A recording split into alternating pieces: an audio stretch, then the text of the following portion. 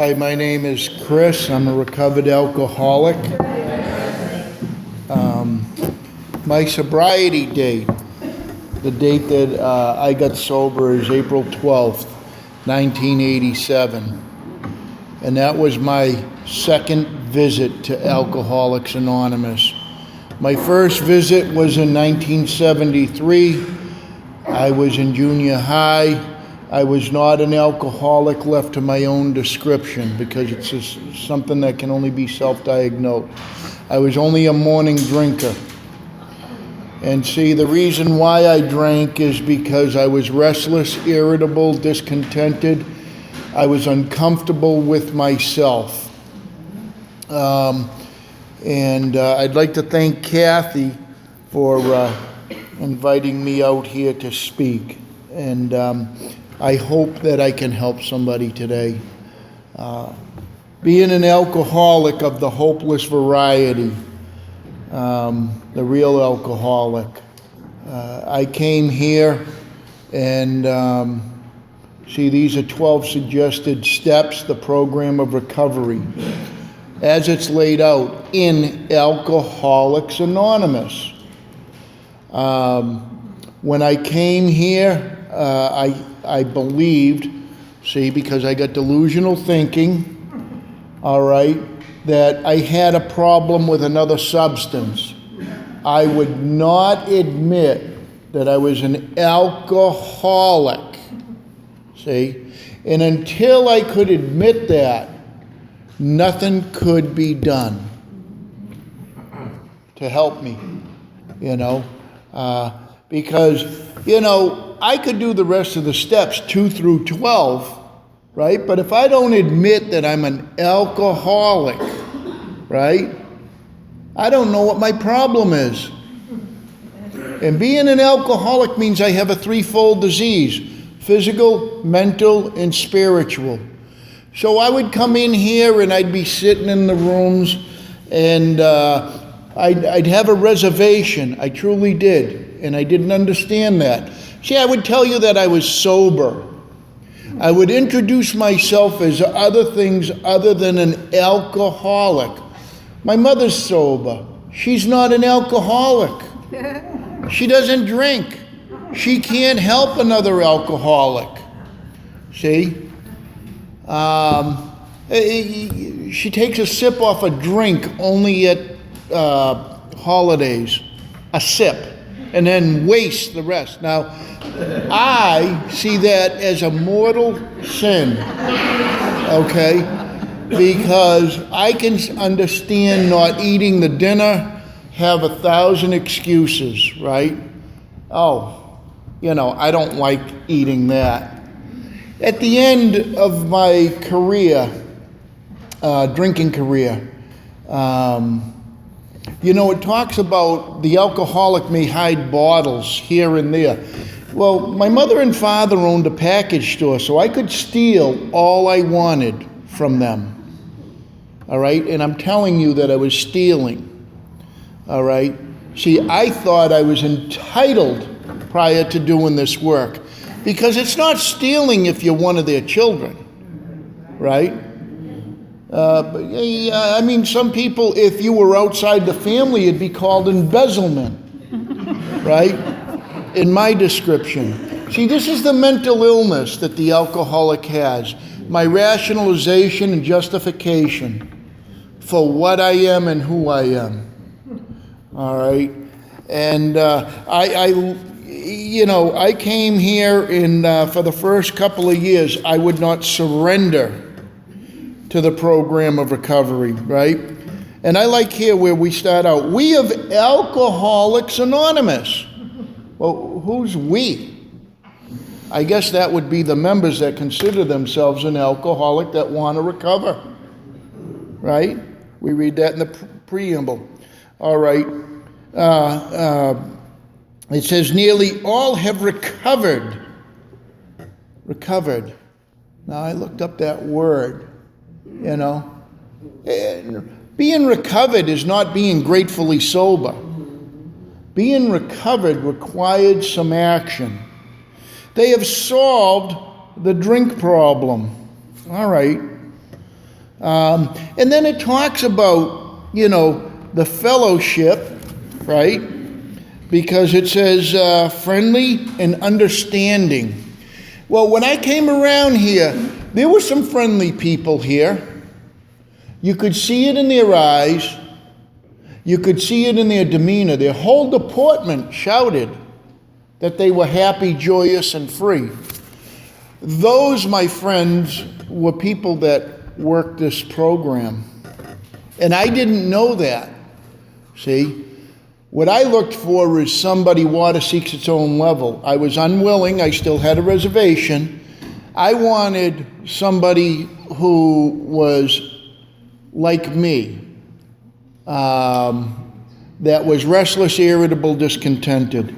So I chose a sponsor because I heard that, right? And I wanted a sponsor that would co-sign my BS. I didn't understand that, but deep down in my mind, us alcoholics, I really know what I'm doing when I don't want to recover. And so what I did is I got a guy that had double-digit sobriety. He had 15 years. And he was self-employed like me, right? Because I got kicked out of a family business, so I opened up my own. And being a good alcoholic, what did that mean? Well, for this alcoholic here, I want to have control. I want to be in charge. I want what I want, and I want to run the show. And this gentleman was driving around in a Jaguar. He was on his 5th divorce, sober. Okay?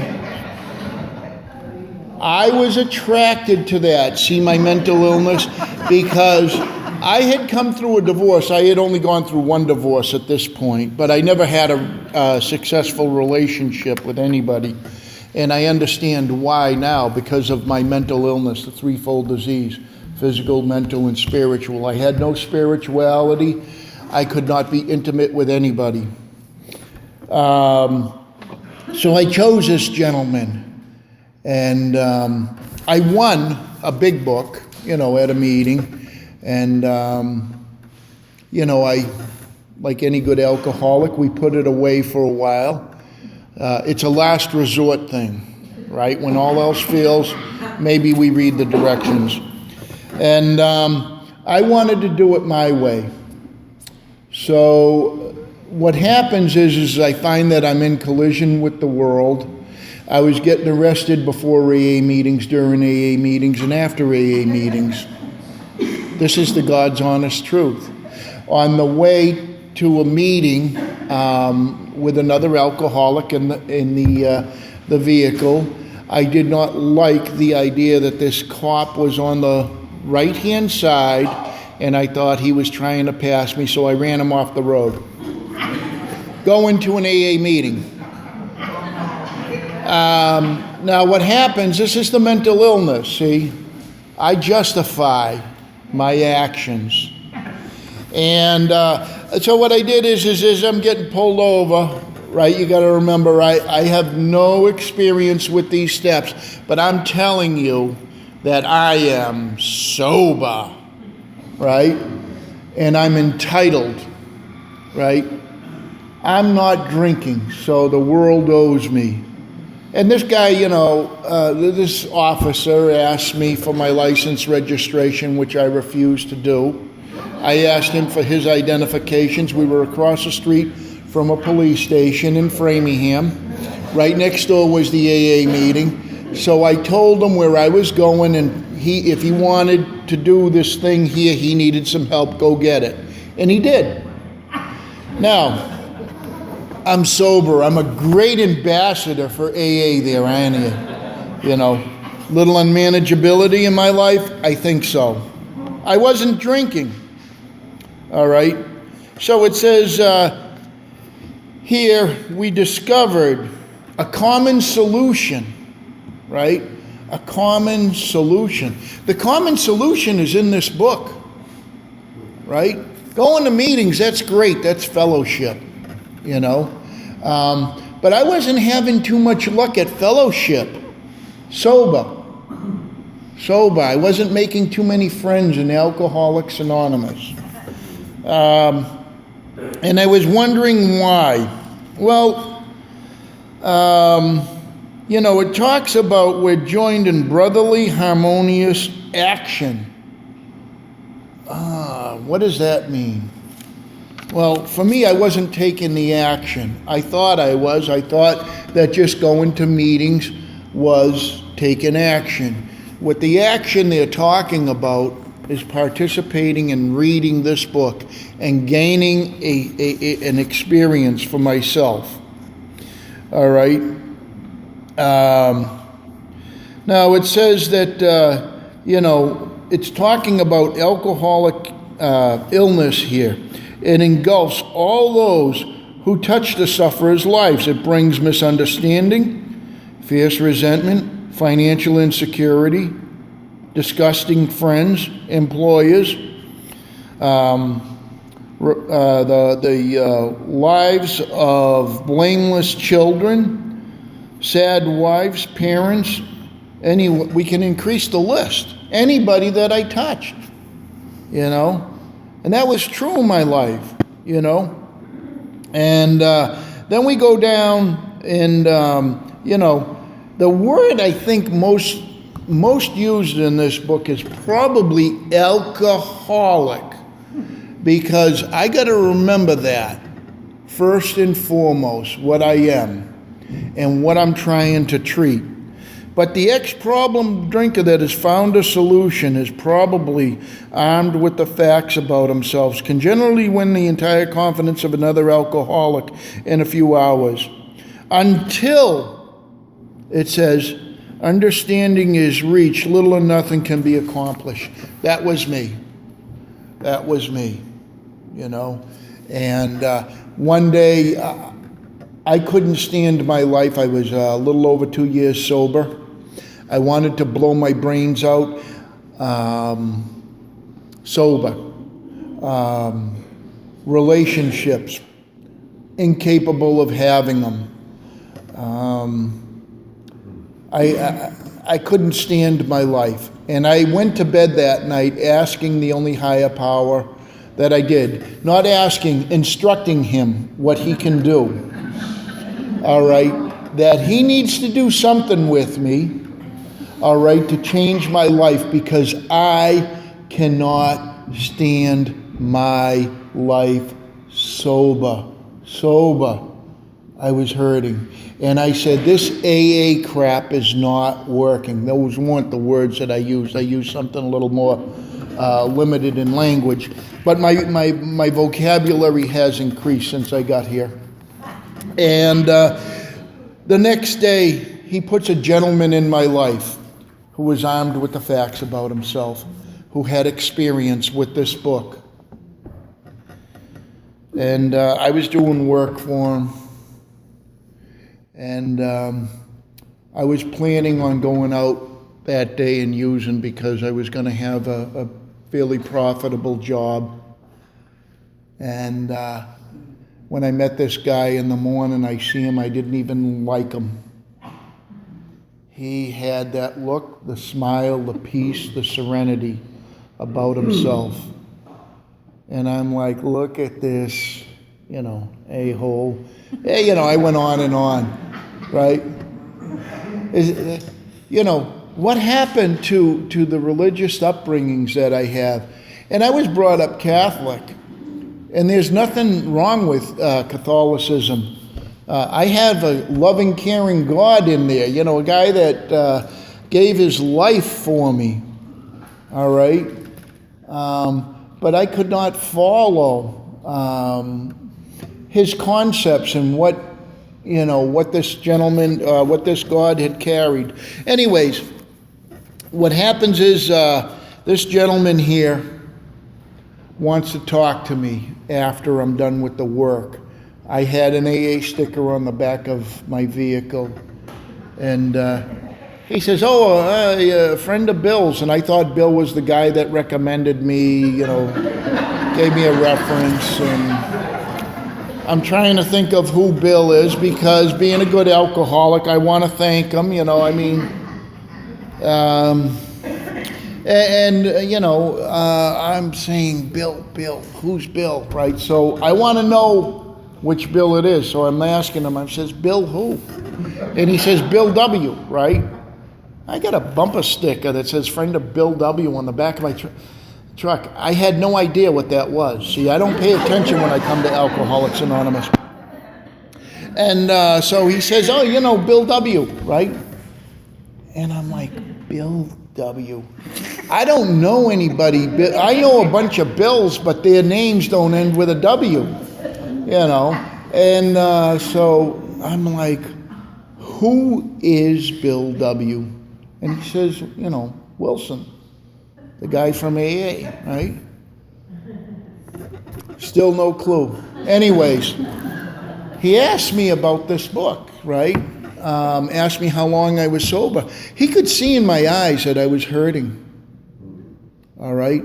And what he did is he had fellowship, all right? And he reached his hand out to another sick and suffering alcoholic. Now, he didn't give me any lectures, right? He did not give me any lectures. There was no access to grind. He simply shared, asked me some simple questions like, how's it going? Right?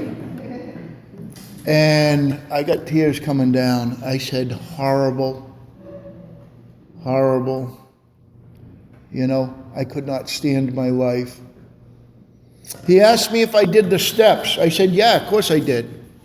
I said, they're on the wall. Every meeting we go to. All right, now he didn't criticize me there. He says, well, do you own a big book? Yes. Have you ever looked at it?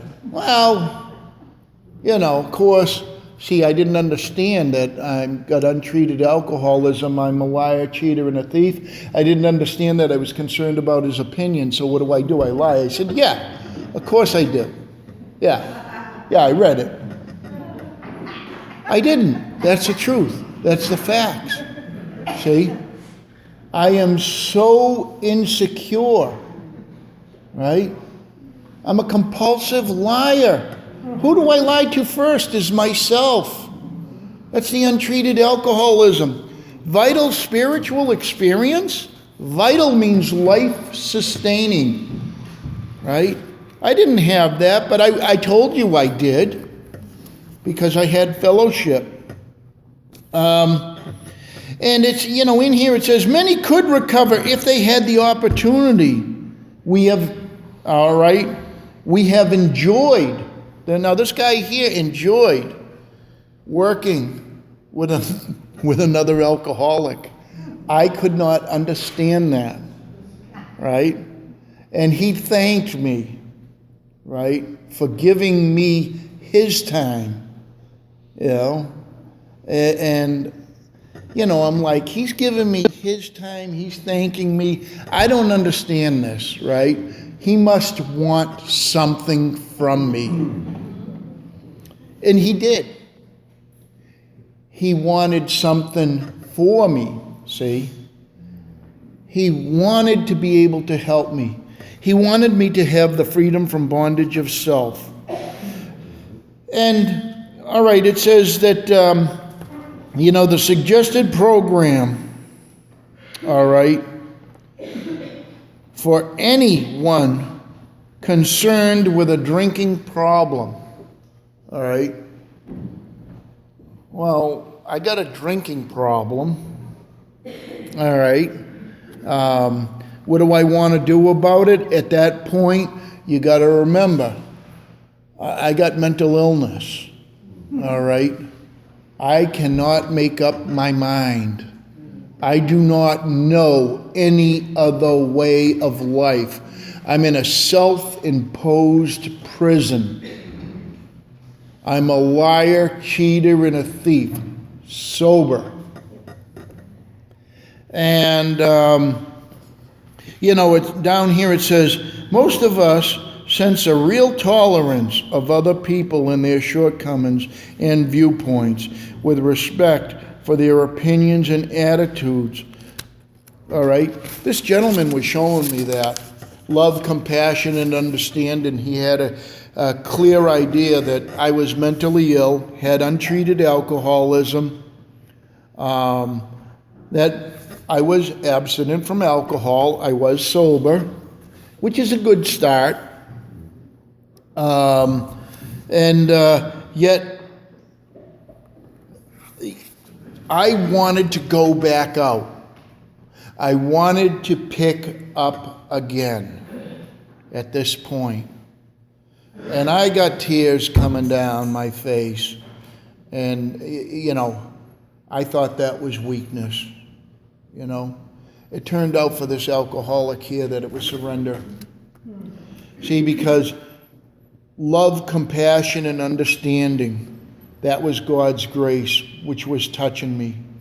Another human being accepting me for who and what I was, that understood where I was, and sharing his experience with me. All right.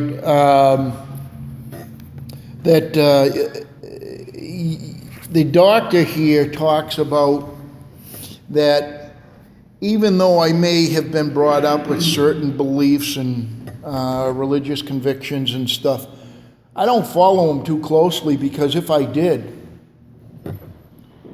my drink problem would have been solved, right? See, in Alcoholics Anonymous, this is an instruction manual for alcoholics, right? And, I'm not here to say to, somebody that's not an alcoholic, oh, you need to do this. No, they got other things that work for them. They're earth people. I can't understand it. First thing my mother does is she goes and prays to God, right? First thing I do is I want to change something. See, I want to be in charge. I have no surrender, and I need to surrender every day. And I found that, the facts that most alcoholics, for reasons yet obscured, have lost the power of the choice of drink. That's what I choose as my solution.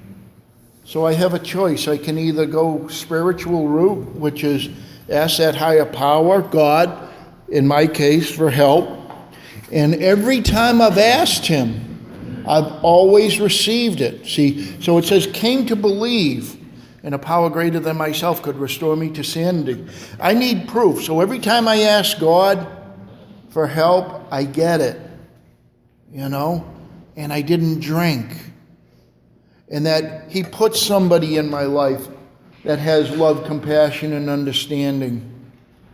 And that, my friends, is what has kept me alive and has shown me and has taught me, see, because these are powers of examples in my life, not examples of power.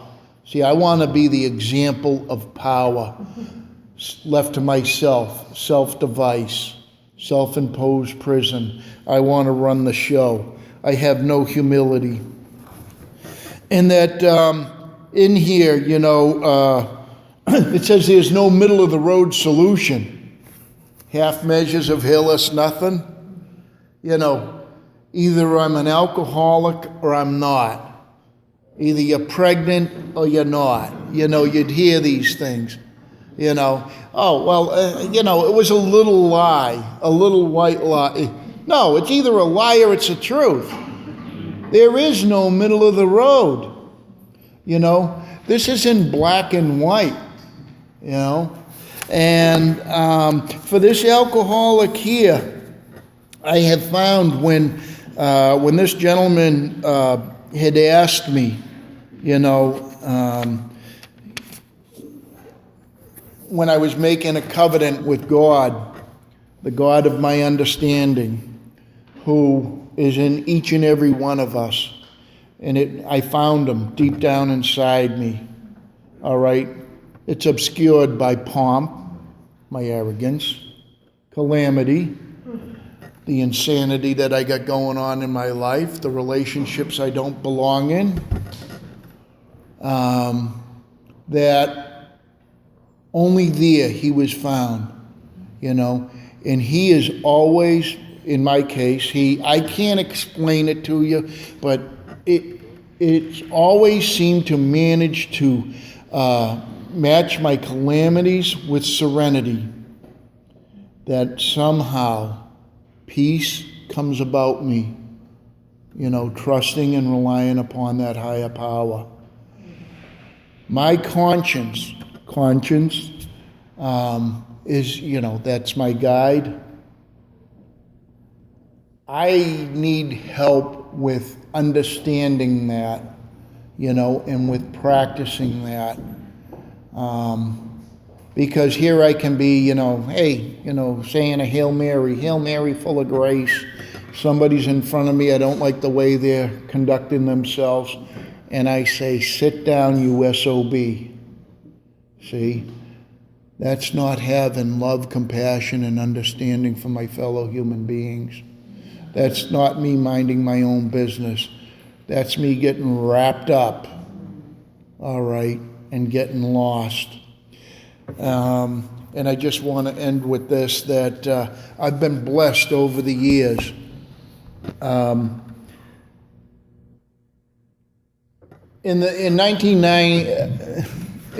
late 80s, I came to Big Book. Big Book has always been around since 1939. All right? It's old school.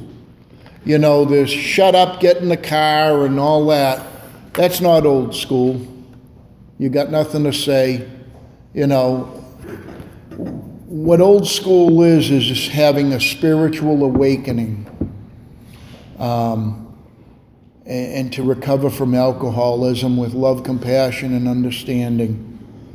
And I've been blessed to have many men put in my life take me through these steps over and over and over again. Because left to my own devices, I can say, I've got this, I've done it, you know, many times, and I will drink again, you know. I need a daily reprieve contingent upon the maintenance of my spiritual condition. So if you're here, you're not sure you're an alcoholic, don't worry about it. You're not going to catch it here. If you don't want to recover, don't worry about that. You won't. It's that simple. God never interferes with free will. God bless.